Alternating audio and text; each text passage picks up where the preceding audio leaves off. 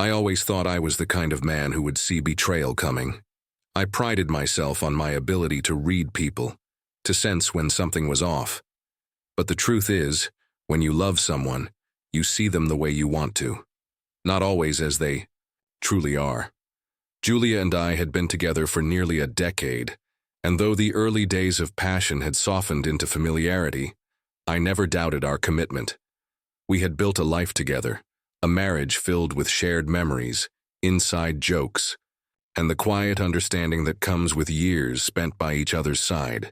But looking back, I realize now that trust is like glass. Once cracked, no matter how carefully you try to piece it back together, it will never be the same. The night it all fell apart began like any other. I was stuck in evening traffic, my mind occupied with mundane thoughts about work deadlines and what we'd have for dinner. Then my phone buzzed with a notification, an unexpected message from an old friend. At first, I thought nothing of it, but then I saw the name, Julia, and beneath it, an image that made my stomach turn to ice.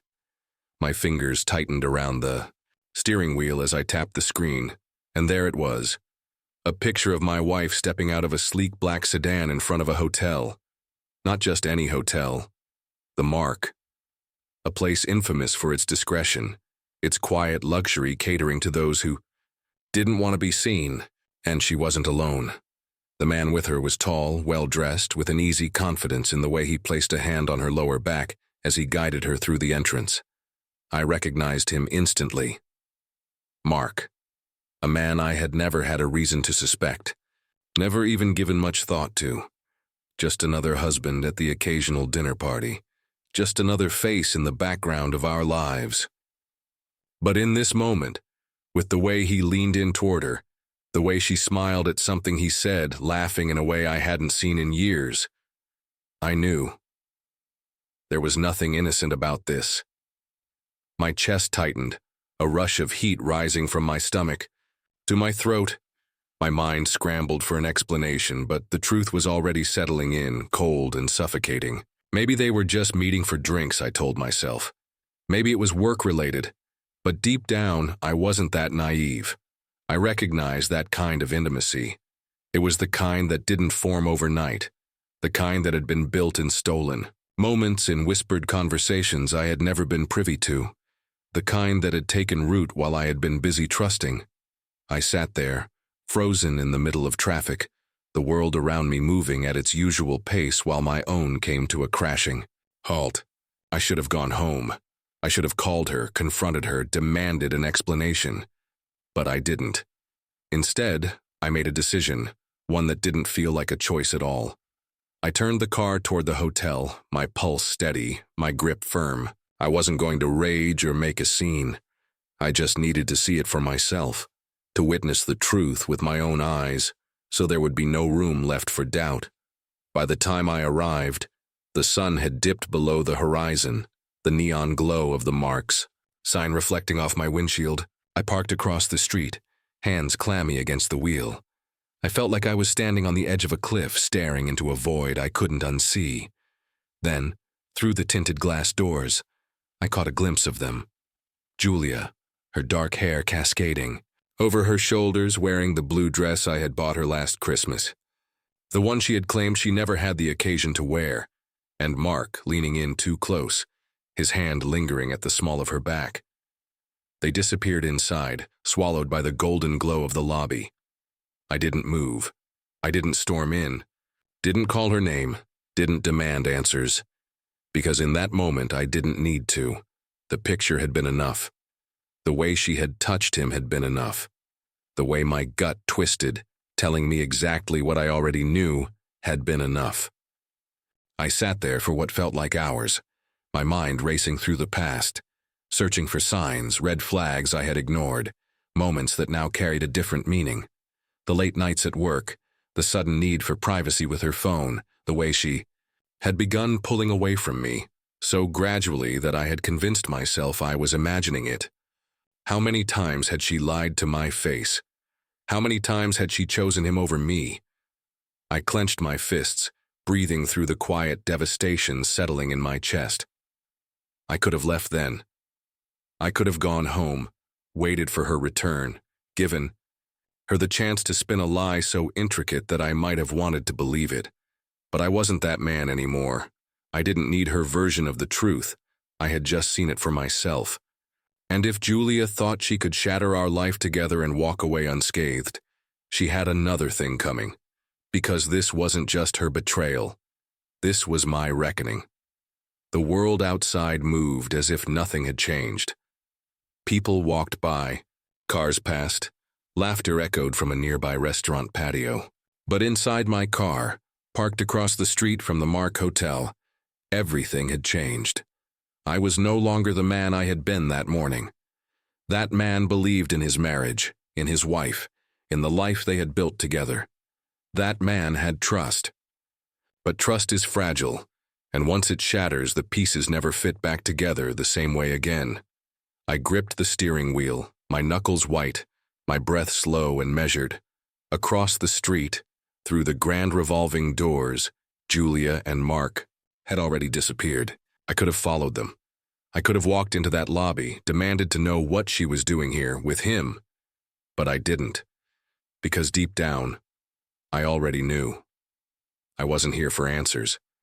I was here to let the truth sink in, to let it settle into my bones so that I would never doubt it again. I thought about going home, but the idea of stepping into that house, the place where Julia and I had shared our lives, now felt suffocating. How many times had she walked through our front door after being with him? Had she kissed me goodnight, told me she loved me, all while carrying the scent of another man? My stomach churned at the thought. I wasn't ready to face the hollow shell of what our marriage had become. I needed air. I needed distance. Without thinking, I started the engine and pulled away, driving aimlessly through the city streets. I didn't know where I was going until I found myself in front of an all-night diner. The neon sign buzzed faintly in the dim evening, casting a dull glow over the near-empty parking lot. It was the kind of place where no one asked questions, where people came to sit in their own silence, wrapped up in their own stories. It felt right. I stepped inside, the scent of coffee and fried food hitting me instantly. The waitress barely glanced up as I slid into a booth near the back, the vinyl seat cool against my skin. I ordered a coffee, though I knew I wouldn't drink it. I just needed something to do with my hands, something to ground me. As I stared blankly at the dark liquid in my cup, I became aware of someone sitting a few booths away. A woman, her shoulders hunched, her fingers clutching her phone. So tightly it looked like she might break it. Her expression was distant, her eyes hollow as if she had just seen something she wished she could erase. For a moment I considered looking away, letting her be. But then she let out a soft, bitter laugh, short, sharp, completely devoid of humor. It was a sound I recognized all too well, a sound that said I just had my world ripped out from under me, and I don't know how to breathe. I didn't think. I just acted. That bad, huh? The words left my mouth before I could stop them. She blinked, startled as if only now realizing someone else was there. When she looked up at me, her eyes were red-rimmed but sharp. There was something about her, something familiar in the way she carried herself, like someone who had been through too much but refused to break. "You have no idea," she said, her voice hoarse. I hesitated for a moment before sliding out of my booth and into the seat across from her. "Try me." She studied me, as if weighing whether or not to let me in. Then slowly she turned her phone around, showing me the screen. A text thread, messages filled with flirty exchanges, intimate words that left no room for misinterpretation. And at the top of the conversation, a name that made my stomach drop. Mark. The air between us shifted, thick with realization. My gaze flicked back to hers, and for a moment, we just stared at each other. Two strangers caught in the same cruel twist of fate. "My husband," she said quietly. I swallowed, my throat dry.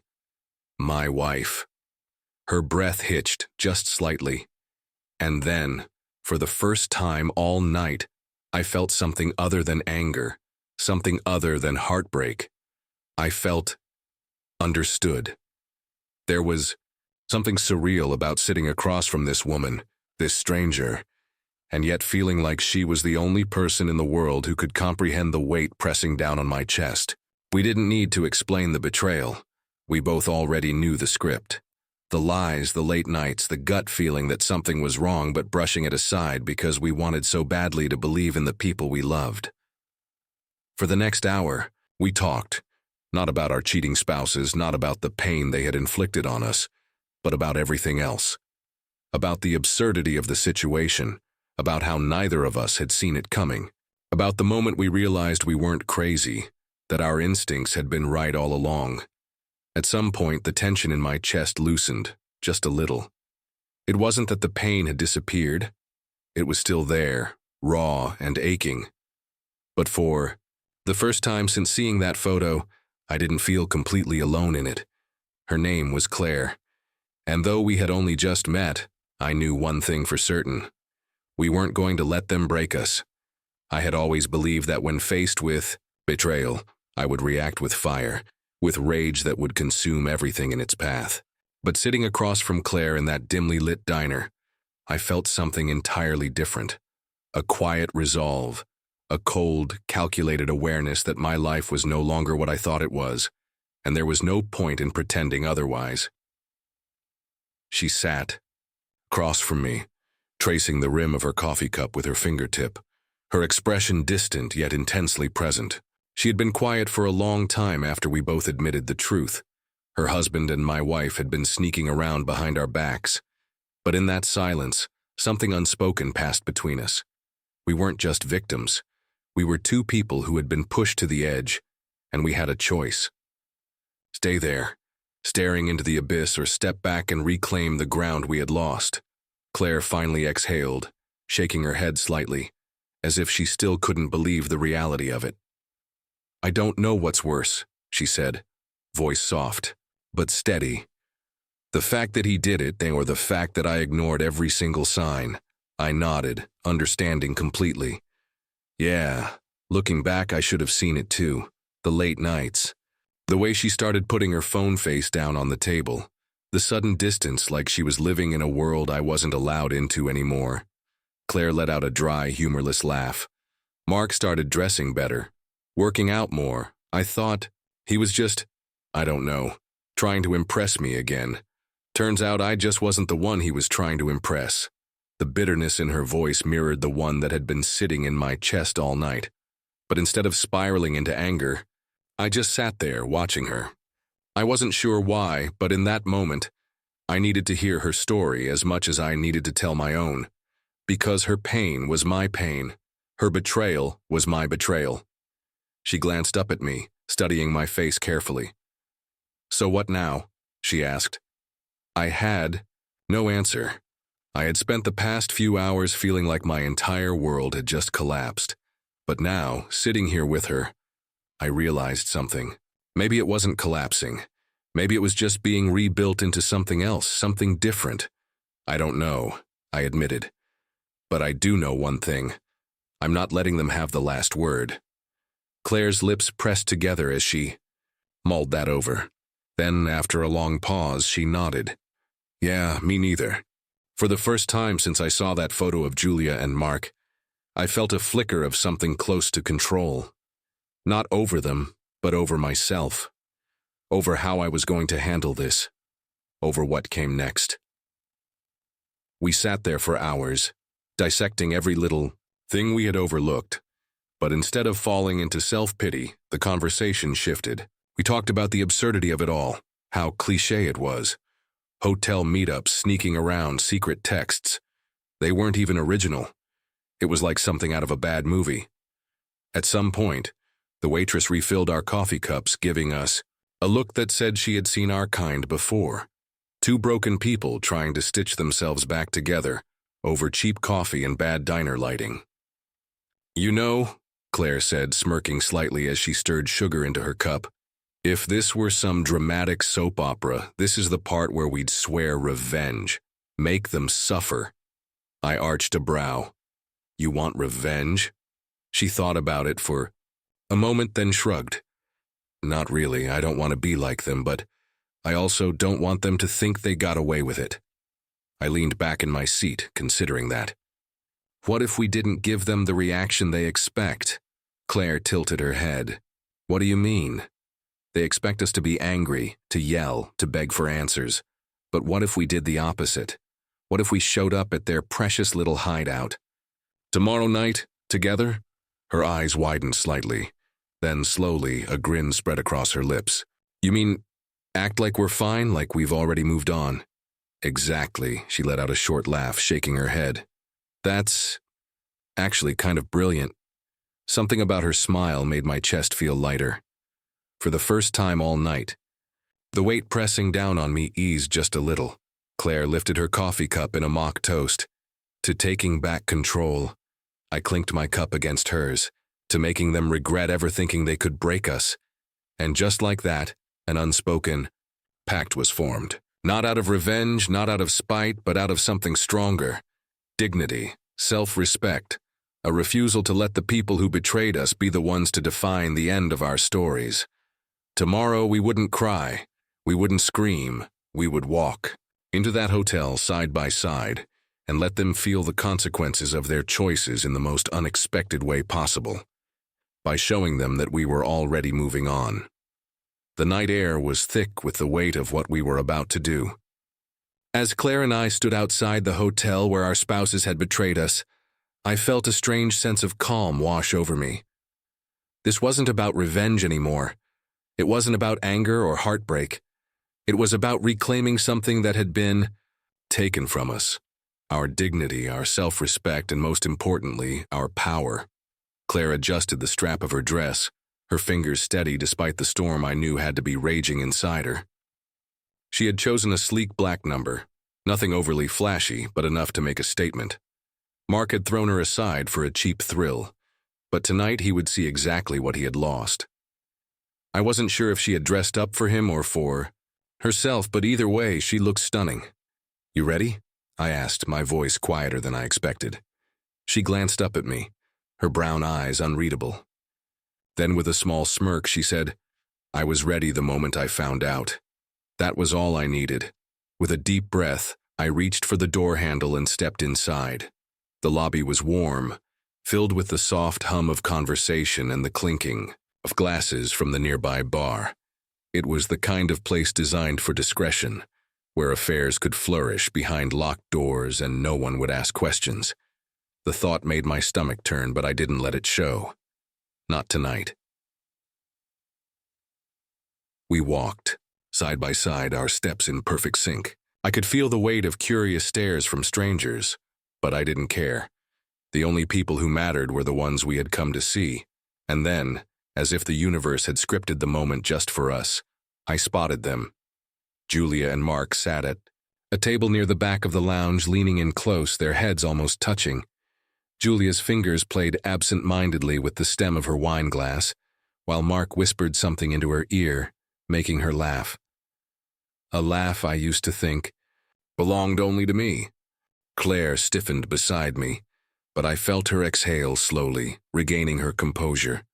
Without missing a beat, we strode toward them, our pace unhurried, deliberate. Mark saw us first. His relaxed posture went rigid, his hand retreating from Julia's, as if he had been caught doing something illegal, which, in a way, he had. Julia followed his gaze, her expression shifting from amused to utterly stunned. For a moment, none of us spoke. The silence stretched, thick with everything that had been left unsaid. I reached into my pocket and pulled out a hotel keycard, the very same one I had found in Julia's purse just a week ago. With a flick of my wrist, I let it land on the table between them. You left this behind, I said, my tone even, controlled. Julia's face paled. Her lips parted, but no words came out. Claire crossed her arms, tilting her head slightly as she studied Mark. Hope she was worth it, she said smoothly. Mark's jaw clenched. Claire, this isn't— Save it, she cut him off. I don't need an explanation. I already know everything I need to know. I looked at Julia, waiting for her to say something. Anything. Maybe an apology, maybe an excuse. But she just sat there, frozen, her fingers trembling around her glass. And that was when I realized something. I didn't care. I didn't care about her reasons, her justifications, or whatever twisted logic had led her here. The woman sitting in front of me wasn't the woman I had married. Maybe she hadn't been for a long time. Claire must have felt the same because without another word, she turned on her heel and walked away. I followed, feeling lighter with every step. As we stepped outside, the night air was cool against my skin, crisp and refreshing, like a cleanse I didn't know I needed. Claire let out a breathless laugh, shaking her head. That was satisfying, I chuckled. Yeah, it was. She turned to me then, her expression softer than before. So what now? She asked. I thought about it for a moment, then shrugged. We move on. Claire smiled, and for the first time in what felt like forever, I truly believed that was possible. The night after our confrontation at the hotel, I found myself lying awake, staring at the ceiling, unable to shake the weight of everything that had happened. The anger had faded, leaving behind something heavier, something raw and empty.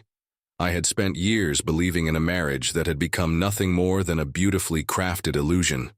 And now, standing on the other side of that shattered reality, I wasn't sure who I was anymore. I wasn't the husband Julia had betrayed. I wasn't the man she had lied to, manipulated, and discarded like I was just another mistake in her life. I was something else entirely. But what that was, I didn't know.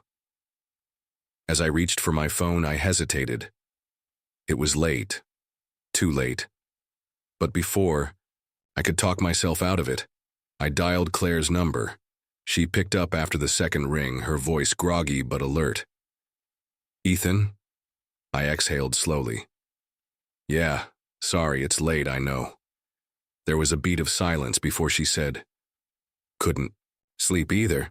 I let out a short, humorless laugh. Yeah. Another pause, longer this time, as if we were both waiting for the other to say something, to define whatever this was. And then, quietly, she said, Do you want to meet? I hesitated. I shouldn't. We had done what we needed to do. The confrontation had happened. The battle had been fought. But for some reason, I wasn't ready to let go of the one person who understood exactly what I was feeling. So instead of answering, I grabbed my keys and said, I'll pick you up in 10. When I arrived outside her house, she was already waiting.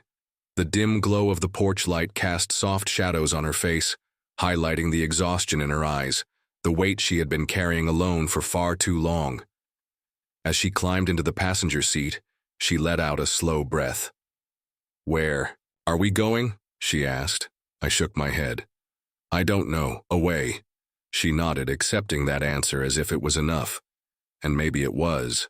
We drove in silence for a while, the road stretching endlessly in front of us, the hum of the engine the only sound between us.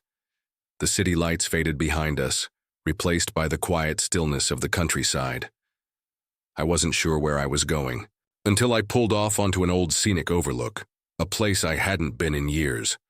Claire followed me out of the car, pulling her jacket tighter around herself as the night air wrapped around us. We stood there side by side, staring out at the vast darkness stretching beyond the hills, the city lights flickering faintly in the distance. It's strange, she said finally, feeling like you should be devastated, but instead you just feel free. I turned to look at her. She was right. The grief had been there, sure, but underneath it was something unexpected, something I hadn't been prepared for. A sense of relief.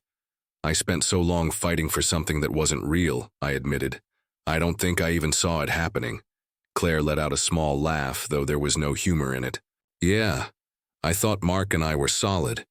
Turns out I was the only one holding things together. I glanced at her, at the way her lips pressed together, the way she wrapped her arms around herself like she was trying to hold all the broken pieces in place. Without thinking, I reached out, brushing my fingers against hers. She didn't pull away. For a moment, we just stood there, our hands barely touching, the silence between us filled with 1,000 unspoken things. And then, slowly, she turned to face me. Ethan, she started, but whatever she was about to say faded as she met my eyes, and suddenly, I understood. This wasn't just about betrayal anymore. This wasn't about proving something to our exes or finding solace in shared pain. This was something else, something real. Before I could think, before I could question it, I leaned in. Claire inhaled sharply, her breath catching for just a second before she closed the distance between us. The moment our lips met, the world around us faded. There was no pain, no regret, no past pulling us back, just this, just us. And for the first time in a long time, I wasn't looking back. I was moving forward. The days after that night at the Overlook were different, lighter. Not in the way that suggested the pain had disappeared. It was still there, lingering in the quiet moments, creeping in when I least expected it. But for the first time in weeks, maybe even months, I wasn't drowning in it. I was floating, learning how to breathe again. And a lot of that had to do with Claire. It wasn't like we had planned to keep seeing each other. There had been no official agreement, no spoken commitment. But somehow it just kept happening. She'd text me in the morning about some ridiculous news headline, and I'd send back something sarcastic just to make her roll her eyes. She'd call late at night, her voice quieter than usual, and I'd know she wasn't really asking about how my day went. She was asking if I was okay, and I was doing the same for her. One afternoon, I found myself parked outside her office, waiting for her to finish work. It wasn't something we had discussed. It had just felt right. When she slid into the passenger seat, she let out a heavy breath, tossing her bag onto the floorboard. "Rough day?" I asked, glancing at her as she leaned her head back against the seat. "Exhausting," she muttered. "I think my boss hates me," I smirked. "Your boss is a 60-year-old woman who wears pearl necklaces and bakes cookies for the office. I doubt she's plotting your demise." Claire groaned dramatically. "You don't know that. She gave me the look today." "The look?" "The eye. One that says, 'I know what you did last summer and I'm watching you.'" I let out a laugh, shaking my head. "You might need a vacation." She turned to face me, studying me for a long moment before saying, "Maybe we both do." The idea hung between us for a second, the weight of it settling before I said, "Where would we even go?" Claire shrugged. "Does it matter?" And it didn't. Not really. All I knew was that sitting in that car, staring at her as the afternoon sun spilled through the windshield, I wanted more of this, more of her. So we drove. No destination in mind, no plan. Just the open road and the steady hum of the radio filling the silence. We stopped at a small diner an hour outside of town, a place neither of us had ever been, and ordered burgers and milkshakes. Like we weren't two people trying to figure out how to put our lives back together. At some point, she reached across the table, her fingers brushing against mine. It wasn't intentional, just a casual movement, but I didn't pull away, and neither did she. "Do you ever think about what comes next?" she asked after a while, stirring her drink with her straw. I hesitated before answering. "Sometimes." Claire nodded, looking thoughtful. "I don't think I ever pictured my life without Mark. Even when things weren't perfect, I just assumed we'd figure it out." I swallowed the bitterness that rose at the mention of our exes, not because I still felt anything for Julia, but because I understood exactly what Claire meant. "I know what you mean," I admitted. "I think I was in love with the idea of what my marriage was supposed to be, not what it actually was." She met my gaze, something unspoken passing between us. "I don't want to be that person," she said softly. "The one who lets the past define them." I leaned forward slightly, my voice just as quiet. "Then don't," Claire exhaled, shaking her head with a small, almost disbelieving laugh. "You make it sound so easy." "It's not," I admitted, "but maybe it doesn't have to be as hard as we make it." We left the diner an hour later, the sun dipping below the horizon as we got back on the road. She played with the radio, dial settling on some old rock station that made her grin. I didn't recognize the song, but I liked the way she hummed along to it. Somewhere along the way, she reached for my hand, and this time it wasn't an accident. I could have questioned. I could have asked what we were doing if this was too soon, if we were just two broken people finding comfort in each other. But in that moment, none of that mattered. All that mattered was the warmth of her fingers laced with mine, the way she sighed softly, like maybe, just maybe, she was finally starting to breathe again too.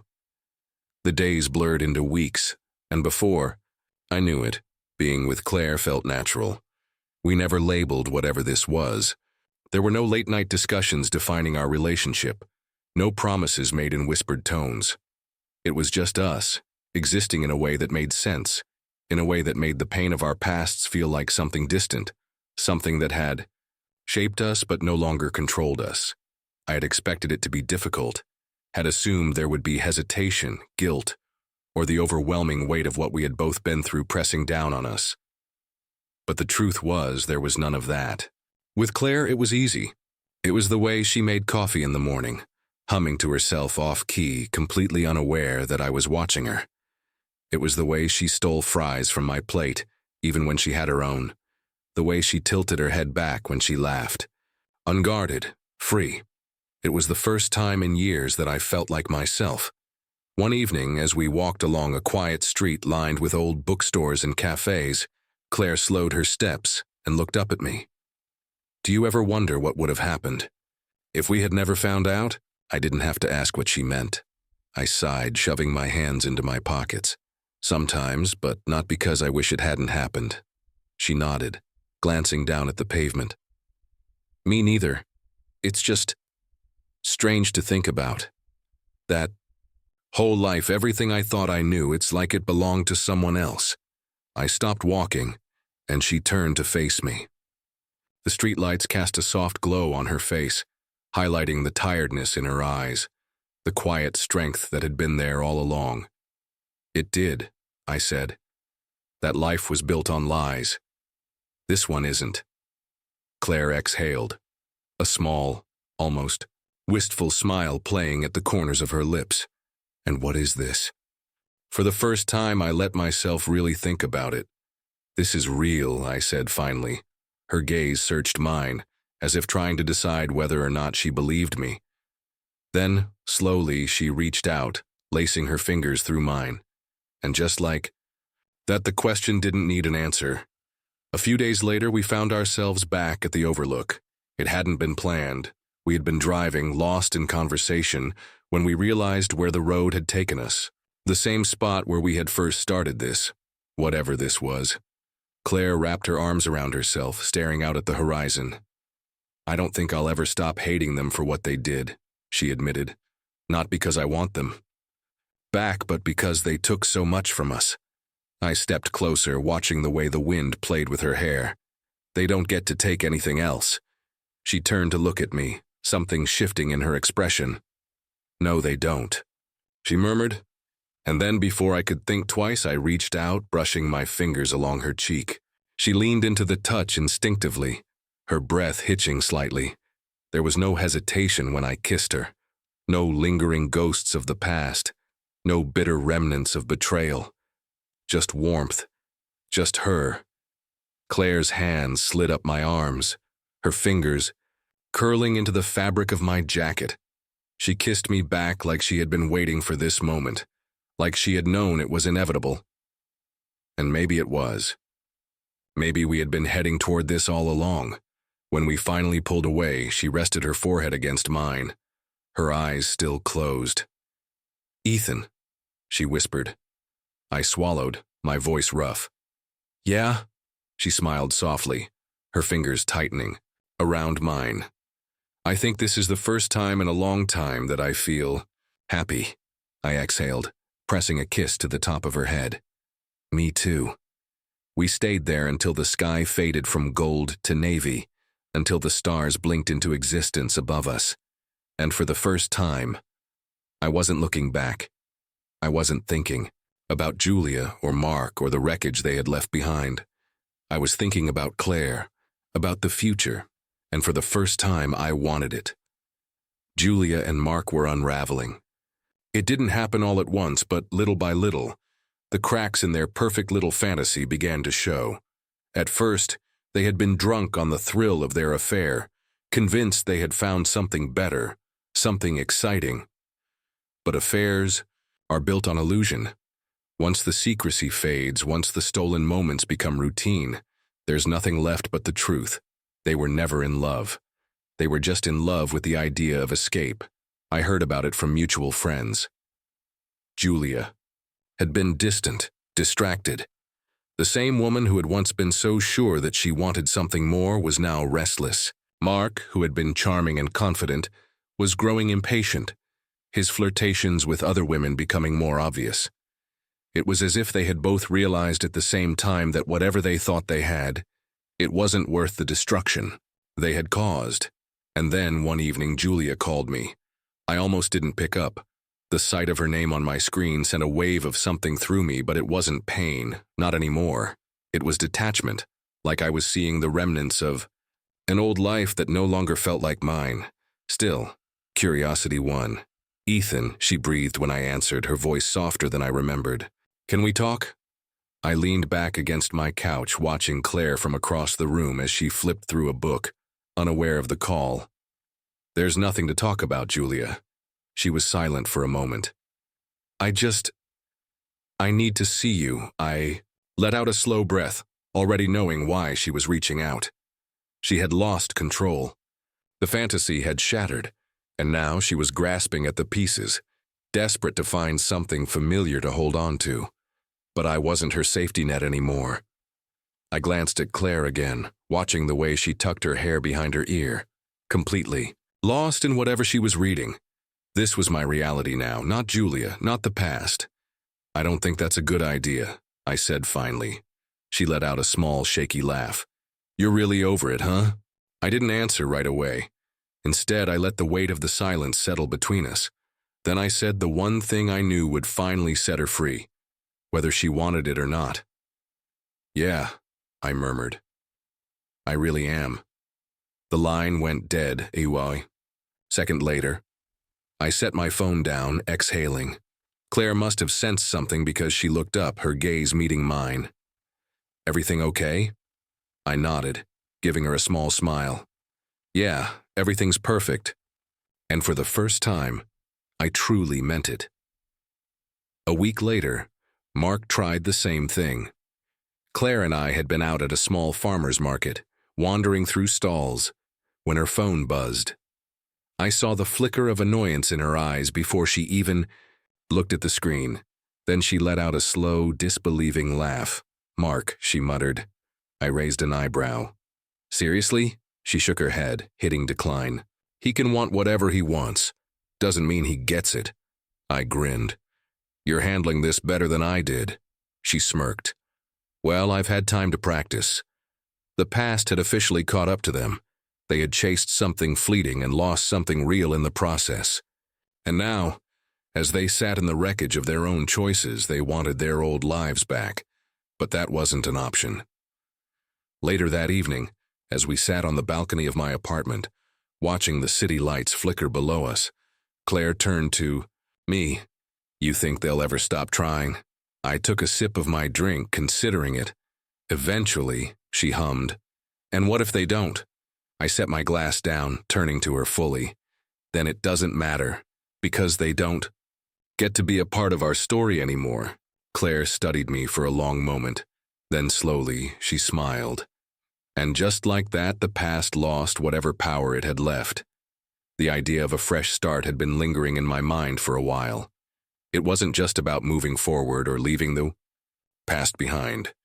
It was about building something new, something untouched by the pain and betrayal that had shaped the last year of my life. Claire and I had spent so much time healing, growing, learning how to trust again. But I wanted more than that. I wanted something real, something that belonged to us alone. One evening, as we sat on my couch, a quiet moment stretching between us, Claire glanced at me with a soft curiosity. "You've been different lately," she mused. I raised an eyebrow. "Different how?" She studied me for a moment before answering. "Lighter, like you're not carrying so much weight anymore." I considered that, turning her words over. In my mind, she was right. I had spent months untangling myself from the bitterness that had once consumed me, and now, for the first time, I felt free. I exhaled, reaching for her hand. It's because of you, I admitted. She laughed lightly, shaking her head. You give me too much credit. No, I said firmly, I don't. There was a pause, a moment where I felt something shift inside me. And then, before I could stop myself, I asked the question that had been sitting on the tip of my tongue. For weeks, do you ever think about starting over somewhere else? Claire blinked, surprised by the suddenness of the question. You mean, moving? I nodded. Not far, just, somewhere new. A place that's ours, not one filled with memories of them. She was quiet for a long moment, her gaze flickering with something unreadable. Then slowly a smile tugged at the corner of her lips. Yeah, she murmured. I think about it all the time. That was all I needed. The next weekend I took her on a drive. She didn't ask where we were going, just let herself sink into the moment, her fingers resting lightly on mine over the gear shift. We drove for hours, leaving the city behind, watching as the scenery shifted from crowded streets to open fields and winding roads. And then, just as the sun began to dip below the horizon, we arrived. A small, charming house sat nestled among tall trees, its wraparound porch bathed in the golden glow of sunset. It wasn't extravagant, wasn't a mansion or some grand estate, but it was ours, a place where we could wake up without the ghosts of our pasts lingering in the corners. Claire stepped out of the car slowly, her breath hitching as she took it all in. Ethan, she whispered, turning to me with wide eyes. What is this?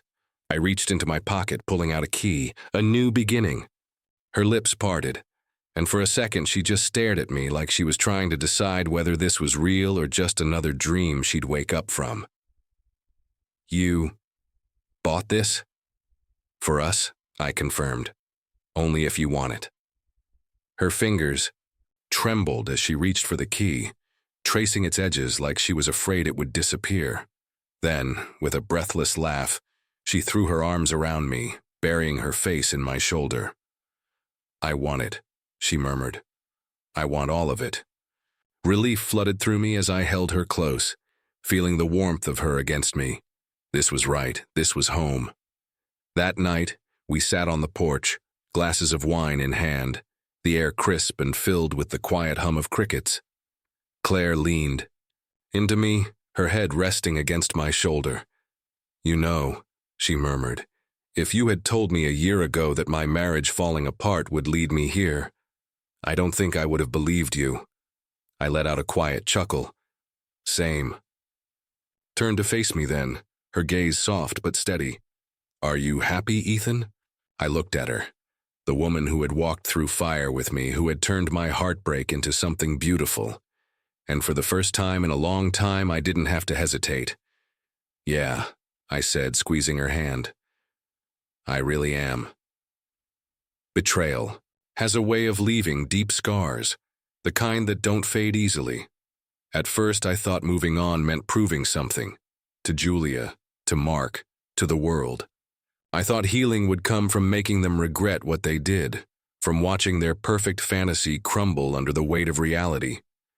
But the further I walked away from that life, the more I realized revenge wasn't what I needed. Closure wasn't about making my ex-wife feel the same pain I did. It was about finding peace within myself.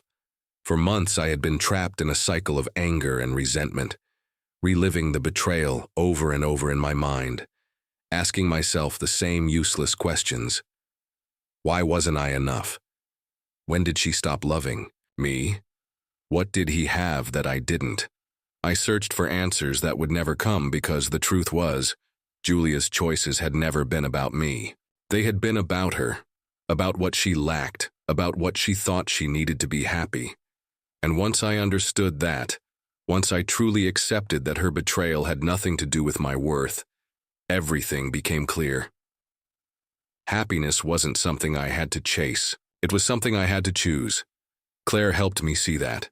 She had been through the same storm, carried the same wounds, and yet she refused to let them define her.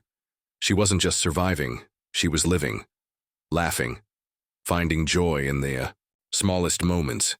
And being with her taught me that moving on wasn't about forgetting the past, but about choosing the future. choosing to wake up every day and be better, not for someone else, not to prove a point, but for myself. One afternoon, as we sat on the porch of our new home, watching the trees sway gently in the autumn breeze, Claire turned to me with a quiet smile. "Do you ever think about how different things could have been?" she asked. I considered that for a moment, thinking back to the man I was when this all began, the version of me that had sat in his car outside a hotel, watching his wife disappear into a world he was no longer a part of. That man had been drowning in heartbreak, in confusion, in the overwhelming need to understand why. But the man sitting here in this moment, with Claire's fingers intertwined with his, with the golden light of sunset casting everything in warmth, he didn't need those answers anymore. "If things had been different," I said finally, squeezing her hand, "I never would have met you like this." She tilted her head, considering my words. Then, with a soft laugh, she leaned into me, resting her head against my shoulder. "I guess betrayal isn't the worst thing that ever happened to us," she murmured. "No," I agreed. "It's the best thing that ever happened to them." Claire chuckled, understanding exactly what I meant. Julia and Mark had thrown away something real, something built on trust and loyalty, for a fleeting moment of excitement. And now, while they were left to pick up the pieces of the life they destroyed, Claire and I were building something new, something stronger, something that wasn't born out of vengeance or pain, but out of genuine connection. At the end of the day, the greatest revenge isn't anger or bitterness. It isn't proving that you're better off. It's simply being better, being happy. Because when you truly move on, when you stop looking back, that's when you win. That's when you reclaim your life. If you've ever been betrayed, if you've ever felt like your world was falling apart, just know this: it's not the end. Sometimes, the worst thing that happens to you is the thing that leads you to where you were always meant to be. So if this story resonated with you, share it. Someone out there needs to hear that they're not alone. And if you ever find yourself at rock bottom, remember this: sometimes that's exactly where the best stories begin.